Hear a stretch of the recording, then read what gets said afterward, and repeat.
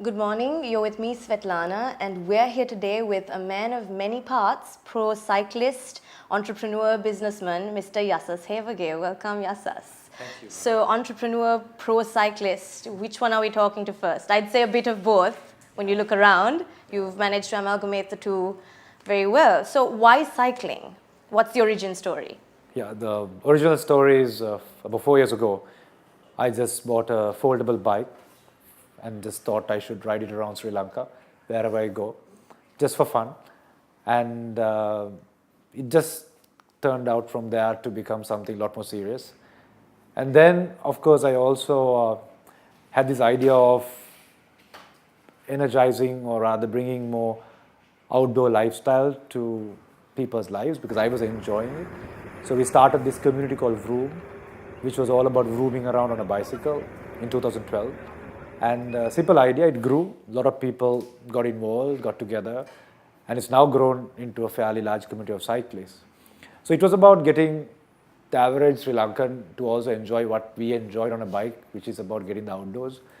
On my personal part, I started understanding that a cycle could be taken to the next level, and I started getting into a bit of performance cycling, improving myself. And then I almost came to a point, I left my day job about 9 months ago. I used to work for a bank, actually 2 banks for about 15 years. And I thought, hey man, cycling seems to be the thing. And why don't I mix up cycling with something I love, and a cafe and a cycling bike. So that's how all this happened. Spinner came to life, yes. Wow. Okay, so do you like being defined as a cyclist, much like Beethoven is defined as, Beethoven is considered a musician, then Van Gogh is an artist. Yeah. So are you a cyclist? Is that what you are? I mean, saying you gave up your day job and so this is your full-time thing now, is it? Not really. I have for the last 8 years, I'm also part of a marketing school, which I started with my partner, which is called Strategy College of Business. So I'm a marketer by profession. I worked in the banking industry. Yes. But absolutely right. At some point you realize you can actually define who you are based on your passion than what you do. Exactly. So my passion is cycling, so I am undoubtedly a cyclist. And of course I do other things to help my cycling. So yeah, you're right. Okay. So where the Vroom community is concerned, can you tell us a bit about that? What is that exactly? Yeah, so Vroom, as I said earlier, was an idea because I started enjoy cycling. And I thought, hey, it's a great idea to spread it around to the others. Then the philosophy that emerged later was Sri Lanka as a country is growing on one side, but a lot of people are suffering from diabetes, about 10% of this country, because of the lifestyle. We eat, we sleep, we get on into a car, then spend a lot of time on television, kids, families. So no wonder that we are prone to diabetes. And it's a beautiful country with amazing weather 365 days. So why don't we energize Sri Lankans to enjoy the outdoors? So that was at the heart of Vroom, the vision of Vroom, which emerged. I mean, it was not how it started, but it emerged to that. And then we took it ourselves. Why don't we really promote cycling? So Vroom grew. A Facebook fan page has thousands of fans, but we have regular riders of hundreds. And we've done so many rides around the country. Every day people get in touch with Vroom and say, I want to start cycling. And we just love to see more people on the saddle. All forms from 57, 60 years to 16-year-olds. I mean, it's amazing. So it's grown as a second hobby. Because if people had other hobbies, cycling became another hobby in the country. So it's now a fairly big industry and it's growing, and it's amazing to see those cyclists on the roads. So Vroom is a society. It's a community. It's yes. a community. Yeah. Is it just for pro cyclists, or can no. anyone who's interested in cycling Absolutely. join this? As the guys from Dosage saw today morning, there were people who were doing their first ride. They were very skeptical, not sure. To some people who's ridden 1,400 kilometers, we did a ride around the Pearl or around Sri Lanka last month. So there's all sorts of people come. They communicate. Community supports each other. And also the heart of Vroom is also about road safety for cyclists, because when you are on a road on a bike, the priority is, while you have fun, you want it to be a safe ride. So we have a project called Blinking Bikes, which is about giving out lights and reflectors to the average commuters. It's say in Anuradhapura, the people who actually travel to work by a bicycle. So for the last number of years, we've done those programs around the country, creating awareness about road safety and actually physically giving them those lights. So that's at the heart of Vroom is also about promoting safe cycling while getting more people on the saddle, because it has to go hand in hand. because as a country we need to really get the roads safer for everyone for that matter. So as cyclists, it's in our best interest to see that everybody's safe. So that's blinking bikes is our fundamental CSR for Vroom. That's great. So Vroom is also about, as you were saying before, you spoke about diabetes and the different plagues, if you will, health-wise. So it's actually health-based. One is, yes, I mean as cyclists, encourages to, this is not, we don't promote this paranoid, I want to be healthy, I don't want to eat, I don't want to do this, I don't want to do that. We want to eat our biscuit pudding, we love it. So our whole concept is very simple, eat it and burn it, one life. So we are not this, it's a very different philosophy to people not living life and trying to get fit for what, okay? It's living life and then enjoying it. So as when you start cycling, you realize you actually burn. You can see me. We rode in the morning today, 40 kilometers. We have to now eat, otherwise you will disappear, right? So you get to that point, and we've seen people from 150 kilos coming down to 90 purely by cycling, and it's a fun thing to do. You can do it for hours. Of course, Vroom on the other side inspires people. See, the types of rides sometimes we do. The last ride was 1,400 kilometers around the country in 10 days. Sometimes 200-kilometer rides. The people who get involved are not pro athletes. So when you see that, there are so many others who might not join us in cycling, but actually go and jog, go out there and do something. We are just planning to do a 400-kilometer ride one day from Colombo to Jaffna. So the community around sees things like this, say, hey man, why can't I do something? Why am I just complaining all the time? They might just start jogging or going for yoga, or so it brings a lot of energy into the community, right? Absolutely, yes. Yeah. So let's talk about Spinner. Yes. Right. So was that born of Vroom, or was Vroom born of Spinner? Okay. I think the first was correct. Vroom was the inspiration because when you saw the community of cycling growing, and you basically fall in love with cycling. There's no in between. You get on the saddle, your kid is back, and you just start enjoying the great outdoors. You know what I mean, right? So, and spinning is something fundamental to cycling. Spinning is how you spin a pedal. You know. Okay. Oh, is that what spinning is? It's all about spinning, right? Okay. So, as cyclists, we are very keen to keep spinning. Like in generally Sri Lankan spinner is like cricket. Spinning is at the heart of good cycling. Right. And also you have to keep spinning to stay in balance on a bike, right? So the concept was about cycling spins your life for us, like the way we get up in the morning. Today, it's Saturday, it's a long weekend. You saw 10 people, 20 people coming in, 5:30 in the morning, Friday night, day before. Saturday they are here. So their lives have changed. So it's about spin starting your day, spin starting your life. So Spinner grew out of that, obviously inspired by cycling, and also the work I've been doing comparatively as well as studying. I've been a student of cycling for the last 4 years. I've got myself qualified, certified. I've studied a lot, met a lot of people. I've been at the Tour de France just to understand how it works, just for the passion of it, not that the intention of starting anything as a business. Then basically as cyclists, we want to, 5:30 there's no place open to have a cup of coffee. So I thought it's a good idea because we all need that. So we started a cafe. As cyclists, we get very paranoid about speed and this and that and improvement. So hence the whole bike fit, studied about it for myself to improve my performance. Today I race. 4 years ago I was just riding a bike like anybody else. So that was the knowledge that I gathered.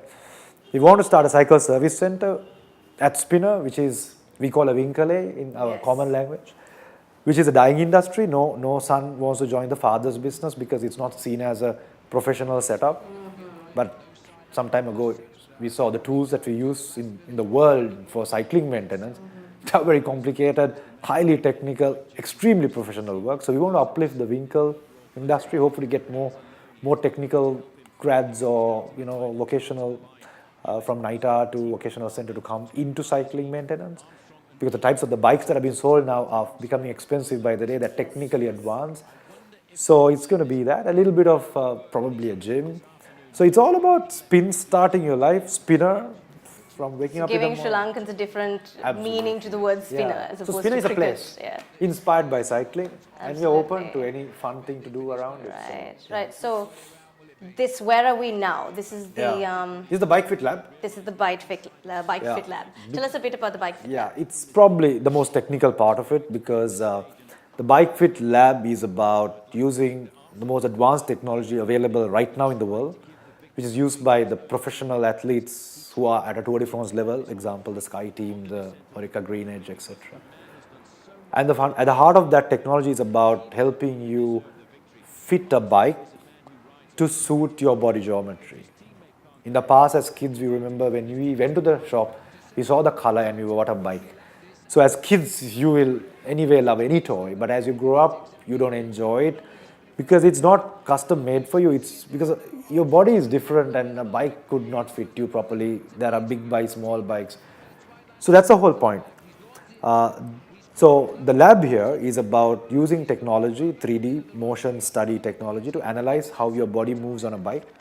Using that technology, we get a lot of data of the angles of your body moves, your body height of the bike based on your leg length, the reach of the bike, all type of dimensions, and then we give that knowledge to the customer so he can adjust their seat, the stem, the reach of the bike, the height of the bike. So all those adjustments can be done so they have actually a comfortable ride. So when you're riding hundreds of kilometers and your bum is on a small seat like this, you need everything to work for you, right? So that technology is what we offer, not only for competitive, but even for somebody who's riding for leisure. So first time in Sri Lanka, first time probably in this part of the world, we are going to do something like that. It's a market to create, so it's not going to be hundreds of people tomorrow. That's how we created cycling as a hobby 4 years ago. So I think this is going to create that, and of course it's going to help the other bicycle shops who can then start selling more accessories and etc. and uplift that industry a little bit. So uplifting the cycling Absolutely. in the country. Yeah. Right, so Vroom and Spinner, you want them to go forward as brands? Have they picked up as brands? For sure, Vroom, I would say in its own community, yes. Within the people who are in the outdoor activity, lifestyle, especially for cycling, Vroom will be known. And Vroom is also known in the villages because we do the CSR and we actually give them, some of them pronounce as Vroomy, or we support some professional cyclists also quietly. We help them to improve with using our knowledge and technology.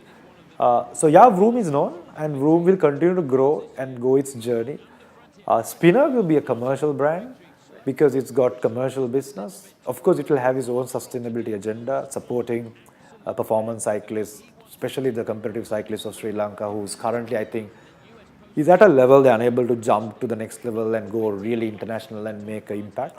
In spite of us physically being built for a sport like this, we haven't still, in the recent past, hit anywhere in the international rankings. So we will do our part to support that. And of course, inspire a lot of kids, families, because now we have a place for cyclists to get inspired by looking at all of these things, right? So I think it's safe to say this is the only place at the moment. there's only cycling cafe in this in country. the country, and, yeah. So where you can have your coffee, have your juice, talk bikes, plan the next ride, listen to an expert, talk to somebody who's already done something you plan to do. Is there a hope to expand beyond one cafe? Well, not at the moment? Not at the moment, because I like it to be cozy and this to work this way because it's a small community. And but you never know, right? You never know how things work. So first is to get this place going and make it happen. Yeah. So the Vroom community we saw this morning, they gathered, some of them, they gathered outside at as early as 4 a.m. to 5:30. 4-5. Is it always like this? Is this how does it work? So Vroom has a standard ride on Saturday. It's called the Saturday 40-40. So it's like a prayer.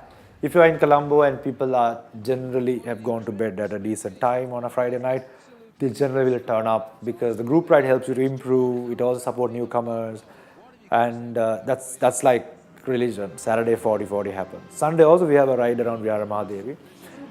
So, and also then the community communicates and there are rides happening on the weekdays.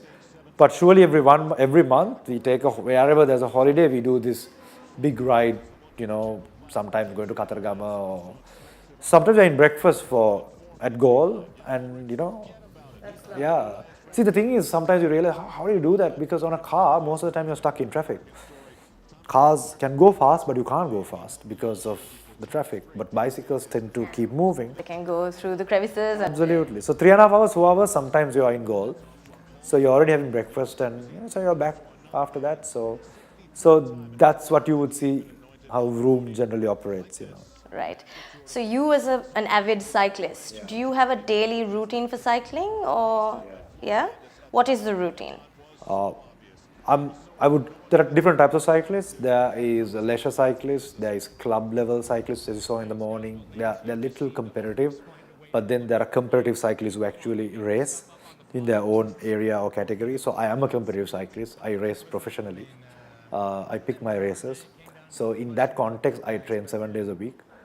So it doesn't mean you ride hard every day, but there are strength training days, there are days for power training, there are days that you have to cycle every day. So the time I save by not going to work for the bank goes to my workout on the bike starts early morning. So it's very scientifically structured training plan, and that's how it works, 7 days a week. Right. So what are some of the most grueling challenges you've had to face as a cyclist in Sri Lanka? Have there been any challenges that you would consider grueling, or what is the biggest challenge you've had to face? If you take as a endurance challenge or a fitness challenge, I've done many because that's one way I stay alive. Example from some years ago, first climbing Kaduganna, which was a big challenge. It's like, oh, how do you climb Kaduganna? That's a big hill. Then going on to climb Hatton to Nuwara to both Radal, Ramboda. So in other words, my hobby is climbing. I'm a climbing cyclist. Some people generally hate the climbs. They like the downhills. I love the climbs and I love the reward after that. So I'm probably the only cyclist who would have probably climbed, I don't know, I'm just guessing, all these climbs in Sri Lanka. Example, my ride to Nuwara, a non-stop ride. 152 kilometers, it was 8 hours and 35. So I'm trying to beat those records I set for myself. Not that I get in medals, it's my personal thing. I've climbed abroad, so those challenges keep adding on, and I create my own challenges. But as a group, Vroom, we have our own set of challenges. Now we are setting a challenge to cycle 400 kilometers from Colombo to Jaffna.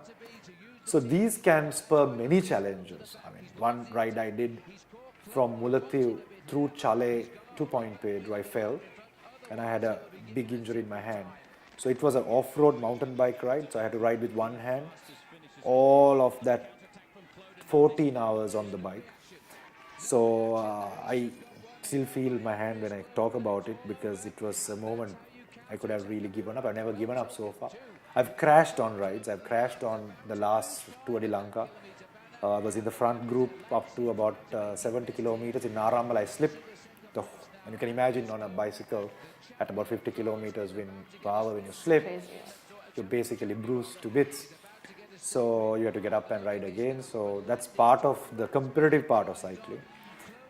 So it's how you look at it, and when you start enjoying these challenges, it becomes your hobby. So I love pushing myself to the edge. In fact, this bike has gone around the country 2 times, through the country, to the right from the middle once, 3 days, across the country from Colombo to Arugambe in 1 day, 11 hours. Is that at a stretch? Couple of small stops. Small stops, but at a stretch in a day? Wow. And Nuwara non-stop, Colombo to Nuwara, 8 hours and 52 minutes. So this has set a lot of records, and I've enjoyed doing all of that. Now it's about beating those. And we're running out of climbs in Sri Lanka, so in August we are doing Himalayas. Yeah, 5 of us from Delhi we go to Manali, from Manali to Leh, 480 kilometers. The challenge there is it's going to be high altitude, so there won't be enough oxygen.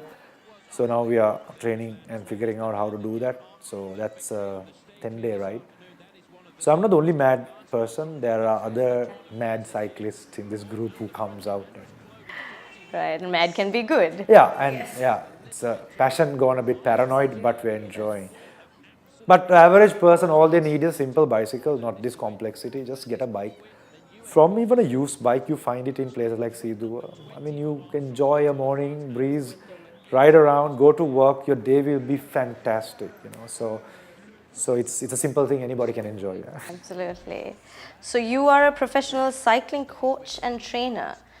And so there's obviously many technicalities where cycling is concerned. Although, I mean, bicycles, you have push cycles, people use them to get around. I mean, even in villages, you know. So there are technicalities though that you specialize in, I suppose, teaching. Yes. And if you can elaborate a little on what it means to be a professional cycling coach and trainer in terms of technicalities, like a few things if you can point out. What exactly do you teach in cycling?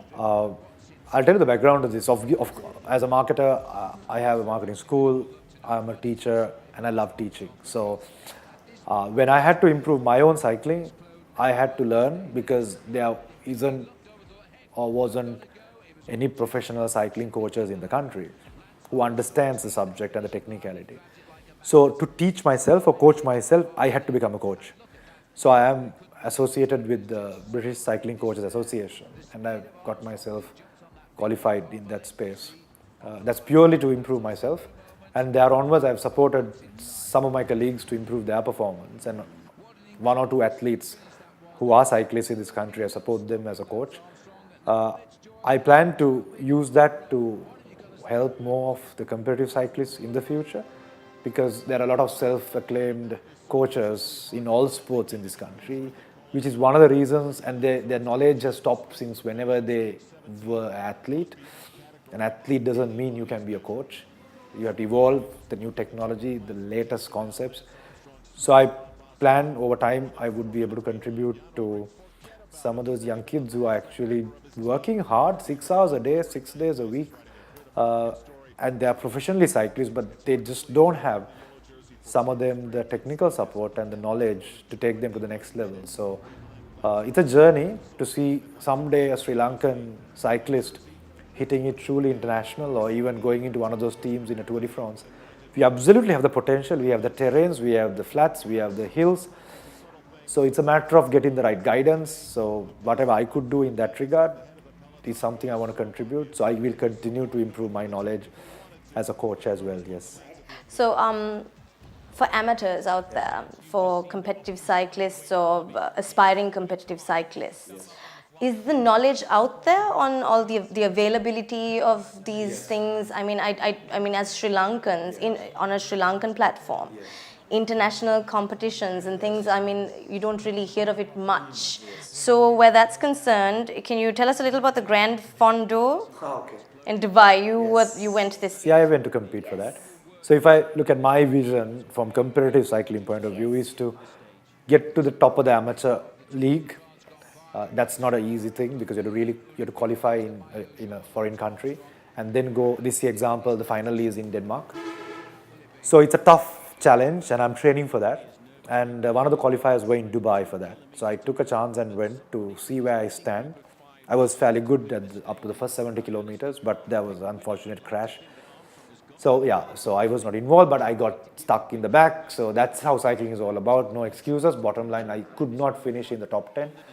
So I'll keep working on it. At the same time, these type of competitions are available.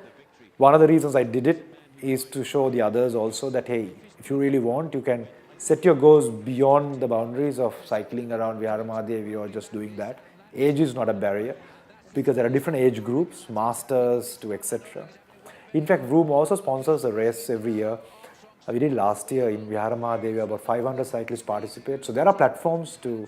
It's not enough. It's not organized. Cycling calendar in Sri Lanka is not organized enough. But there are a couple of good races happening.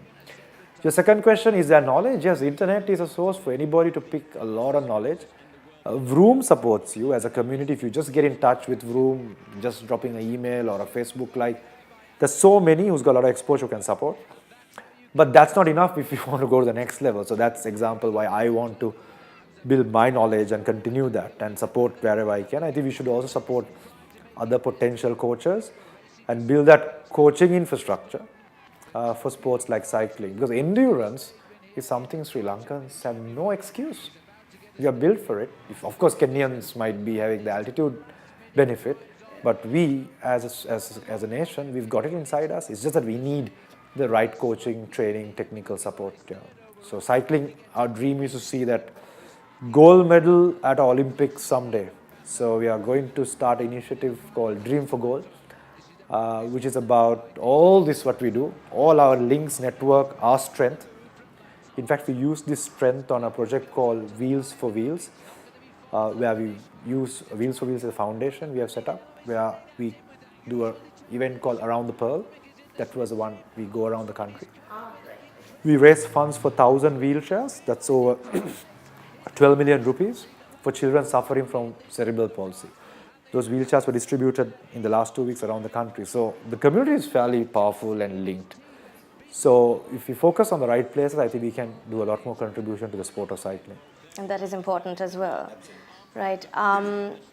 Going back to you as a cyclist, we've heard that you are a good climber.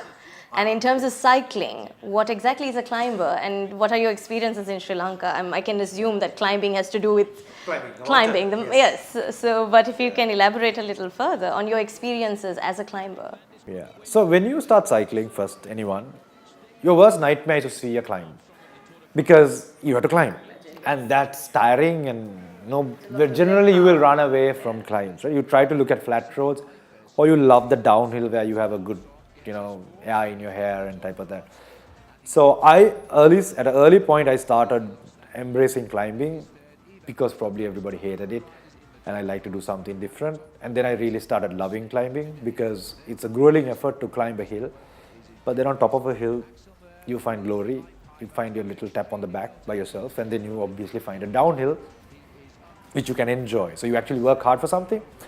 So it's a great hobby to have, that you climb something, work hard at it. It's just principle of life also, where most of youth or parents also want their children to get to the top using the easy route, whereas it never is there.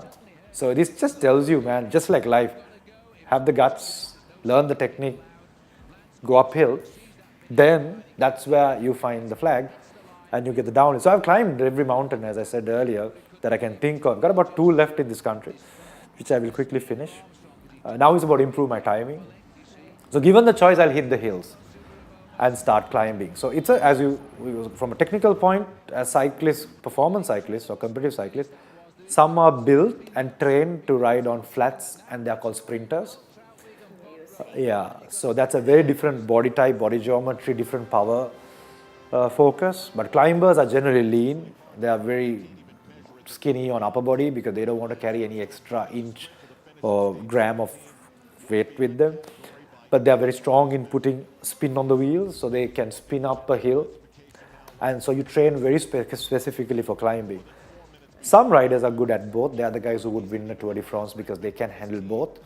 So they are the best in the world. So, speaking of which, is the yellow jersey a goal? A personal goal, or even for someone else maybe? I think someone else for sure, because a yellow jersey is something that you get in the Tour de France. Yes. You're at the edge of your pro cycling. The average kid who does that is 22, 23 years old. Some of them probably in their early 30s. So it's a decade of cycling that gets you there. You're the best in the world. So those are professional. Surely not for me.